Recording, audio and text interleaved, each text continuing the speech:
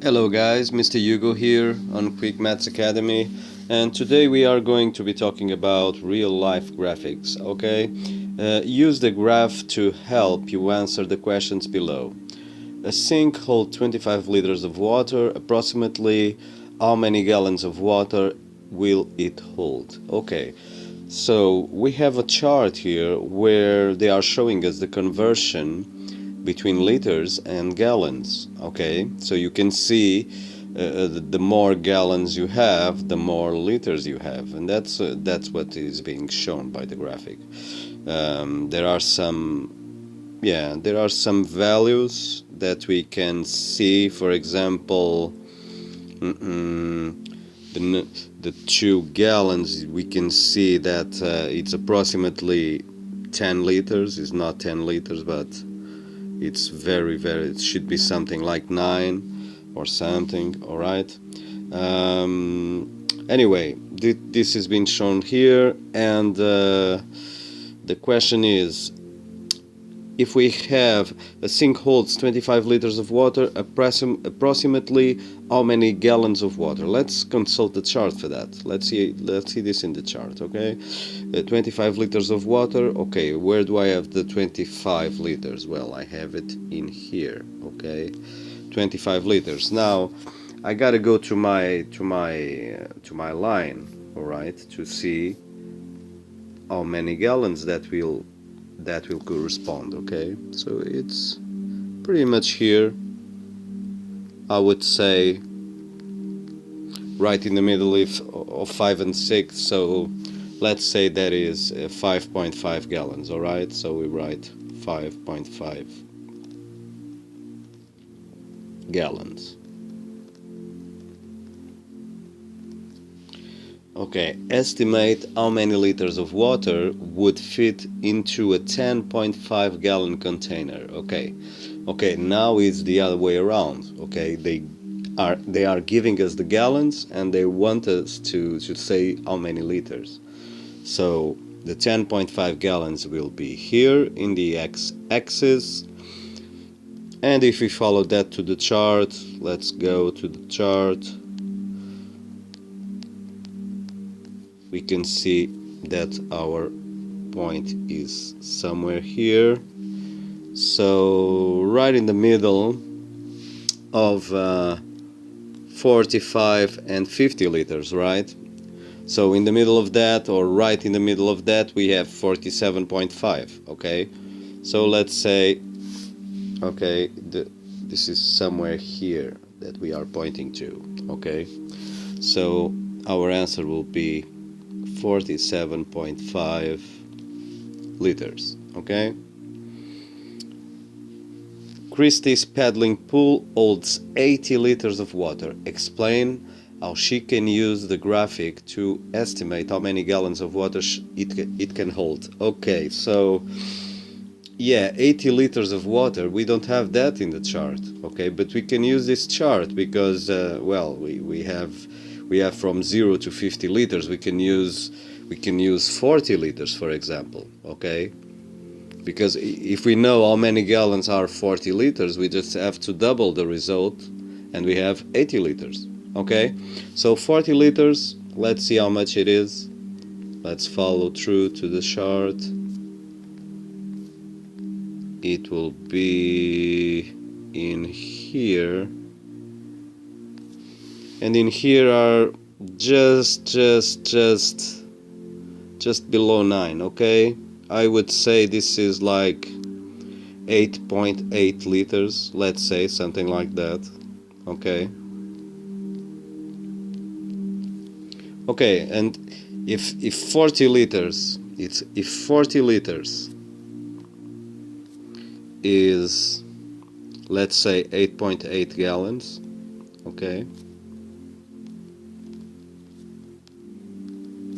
Okay, so then 80 liters is double of that. Okay, 80 liters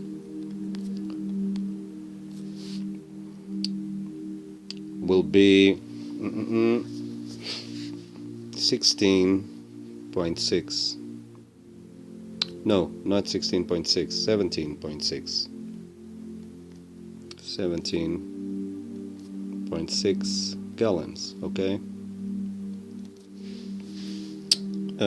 Yeah, just below 9 liters will convert exactly 17.6. So we always give some margin for error in those kind of questions, all right, because it's not an accurate value that you can grab from the chart. And an answer between 8.5, let's say between 17 and 19, an answer like that will be okay. The examiner will say, well, okay, he's pretty close of the real estimation, so yeah. So, but I would say the most accurate we can be should be something like 17.6 gallons. Okay. Okay. Okay, and in here we just complete this. Christie's paddling pool will hold 17.6 gallons of water. Okay, so let's move on to the next exercise. The table to the right shows how much petrol a car used on 3 journeys. Okay, so we have the distance in the first line, we have the used petrol in the second line, and for those distances the car has consumed those liters of petrol. Okay, so A, using the table above, draw a conversion graphic on the grid. Okay, let's start by doing that. So if I use the petrol is in the x-axis, and the miles, the distance traveled, is in the y-axis. They want us to draw a chart like that. So for 2 liters of petrol we have 16 miles. Okay, so in here 2 liters of petrol, this is the 10 in here, very important, because that means that each tick means 2 miles. Okay, so to have the 16 will be in here. Okay, for 2 liters of petrol, and I put my point here. Okay, I just need 2 points to draw a chart, to draw a line, but in this case I will have 3, and they must match up if it's a linear function. Okay, let's see. The next one, for 5 liters I have a distance of 40 miles. Okay, so for 5 liters, where is 5 liters? Is right here. I have a distance of 40 miles. Let's go to the 40. Alright, up, oops, dodging a little bit. Okay, it's here. The 40 is here. Alright. The 40 there. And now, the last one, for 9 liters, I have 72 miles. Where is 72? Well, my 70 will be right here, right? So 72 is just above 70, okay? So 9 will be here. Okay, let's go to the 9. This is the most difficult one to draw. With the 9 we go till the 72.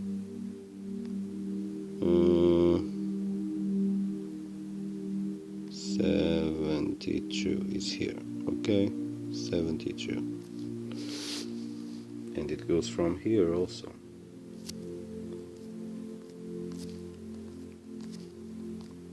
Okay, our lines are never perfect, but they are good enough. You can see that you have something that we will line up. Okay, let's now draw a line based on those points that we have. Let's try to do it. As you can see, they match up perfectly. Okay, so with this line I now can see what is the distance that I can travel with 6, with 7, with 8, with every number of liters of petrol. All right. Okay, so the A is done. Oops. not this one, is this one. Okay, the A is done. Find the gradient of the line. Okay, the gradient, let's go back to the gradient. The gradient is always, we need always 2 points to find the gradient. Okay, in this case we have 3, but yeah, we just need 2. We are going to use an initial point that we call x0, y0, okay, and we are going to use another point, let's call it xy, okay, and the gradient is always y minus y0, which is the variance of it is a change in the y's divided by the change in the x's, which is x minus x0. Okay, so that will give me, let's say our point, let's consider for example the first 2 points, which is 216. Our points are 216, let's consider this one here, 216, and let's consider the other one, which is 540. Okay, so I have those 2 points. The first one is the initial point, so this will be my x0, y0, and the other one will be my xy. Okay, so now that I have my 2 points, I just replace them in the equation of the calculation of the gradient. So my y will be 40, my y0 will be 16, my x will be 5, and my x0 will be 2. Okay,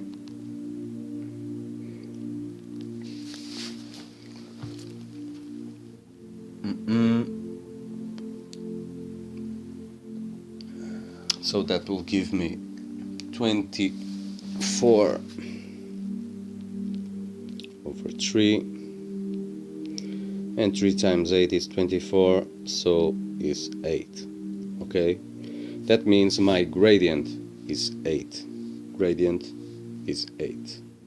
My gradient is 8. That means the steepness of this curve, the inclination, sorry, not curve, of this line, the gradient of this line, the steepness of this line, the inclination of this line is 8. Alright guys, don't forget. Okay, what does the gradient of the line represent? Okay, in this case, what is the line representing? Well, it's representing how much petrol is used over the distance, isn't it? So I know for each liter of petrol I can travel X miles. Okay, so that's what the line represents, or in other words you can say it represents the consumption of the car. Okay, that's how we measure the consumption. It's the number of miles that I can travel, like let's say with a gallon of petrol. Okay, so you can answer the consumption of the car, the consumption.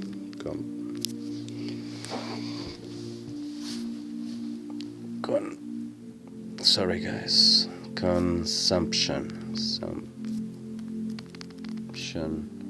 of the car. Or we can write the distance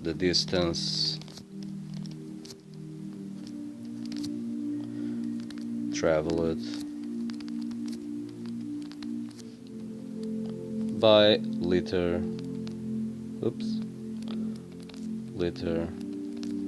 of petrol. Okay, both of the answers are alright, and yeah, they are absolutely acceptable, full marks if you answer like this. Okay, guys, I hope you enjoyed the video. Subscribe, give it a like if you like it, and yeah, I will be back with more. Cheers, see you next time, bye bye.